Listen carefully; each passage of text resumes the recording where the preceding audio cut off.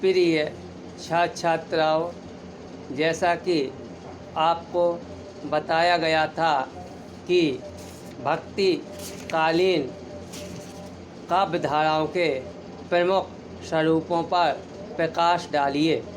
इसमें हमने आपको यहाँ निर्गुण काव्य धारा के बारे में बताया और ज्ञान श्री शाखा और प्रेम मार्गीय शाखा के अंतर्गत आपको हमने बता दिया गया था।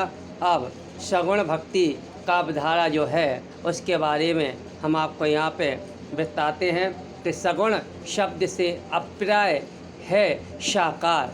सगुण मतलब अप्राय, ईश्वरीय गुणों से युक्त, ईश्वरीय गुणों से युक्त।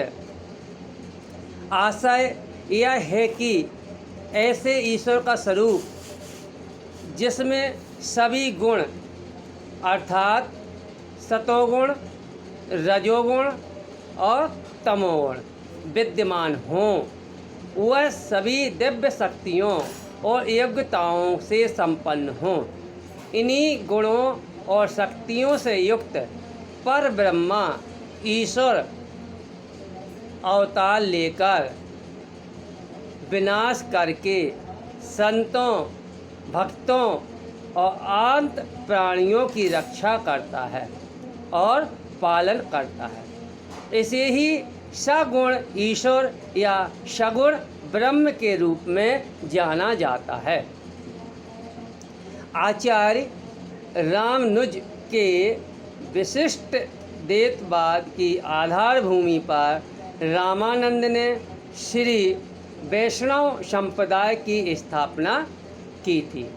इनके प्रयास से राम भक्ति काव्यधारा का एक विराट समाज तैयार हुआ था। इसमें राम को सगुण ईश्वर के रूप में प्रतिष्ठित किया गया।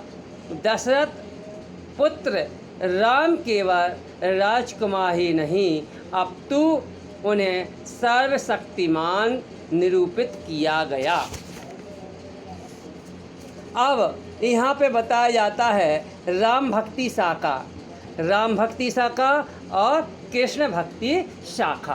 तो राम भक्ति शाखा के अंतर्गत यहाँ हम आपको बता रहे हैं कि राम भक्ति शाखा जो है राम की उपासना की प्रतिस्थापना रामानंद जी ने की थी। इस उपासना के अंतर्गत राम को परम ब्रह्मा सगुण रूप में प्रतिष्ठित किया गया।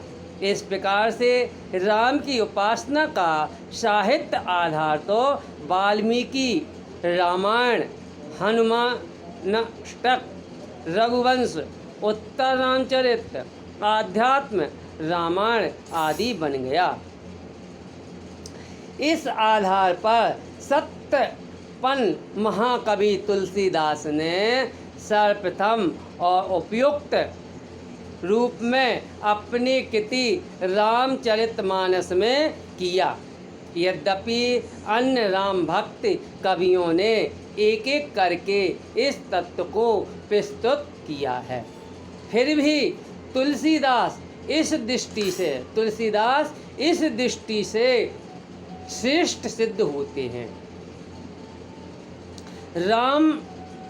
रामदास, प्रणचंद चौहान, हृदय राम आदि उल्लेखनीय काव्यकार हैं। राम भक्ति काव्यधारा की लोकप्रियता का कारण उसकी भाषा, शैली और अभिव्यक्ति की क्षमता प्रदर्शन है। जनोपेक्षित चित्रांकन और लोकापेक्षित दृष्टिकोण के लिए उपयुक्त रचना का सृजन इस धारा की अपूर्व देन है। तो राम भक्ति काव्यधारा हुआ। और इसके बाद में देखते हैं कृष्ण भक्ति काव्यधारा। तो सगुण भक्ति काव्यधारा की दूसरी शाखा कृष्ण भक्ति शाखा के नाम से विख्यात हुई। इसका दार्शनिक आधार शुद्धाद्वैतवाद है। इसके प्रवर्तक वल्लभाचार्य जी थे। इस शाखा को पुष्टि मार्ग के नाम से भी पुकारा गया।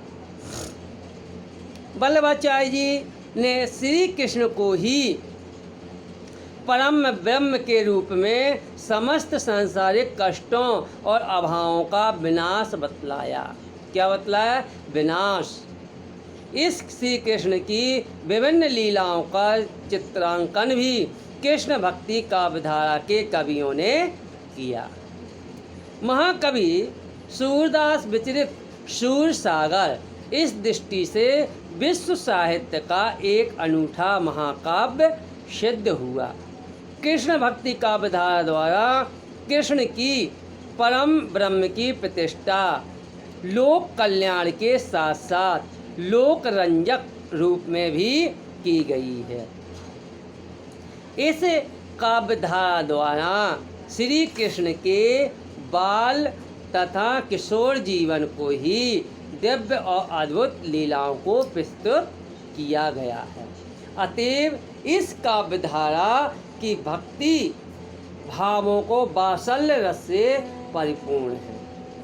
वल्लभाचार्य द्वारा स्थापित पुष्टि मार्ग को इनके सुपुत्र गोस्वामी विट्ठलनाथ जी ने कृष्ण भक्ति काव्यधारा के प्रमुख 8 कवियों को लेकर अष्टछाप नाम से स्थापना की।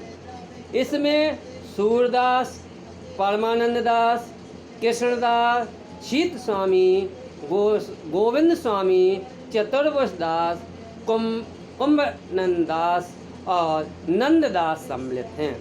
इनमें इस काव्यधारा का अधिक विकास हुआ है।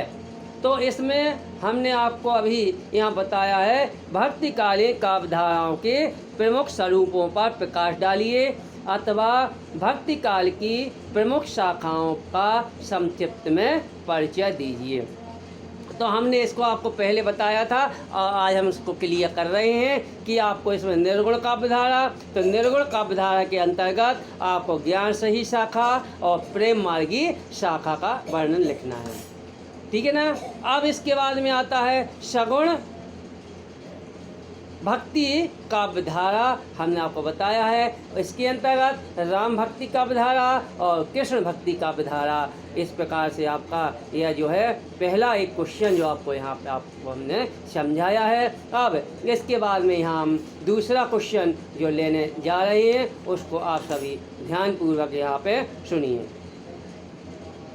भक्तिकालीन काल को हिंदी साहित्य का स्वर्ण युग कहा जाता है, क्यों? इसका सकारण उत्तर दीजिए अथवा भक्तिकालीन को हिंदी साहित्य का स्वर्ण काल कहना कहाँ तक उचित है, स्पष्ट कीजिए।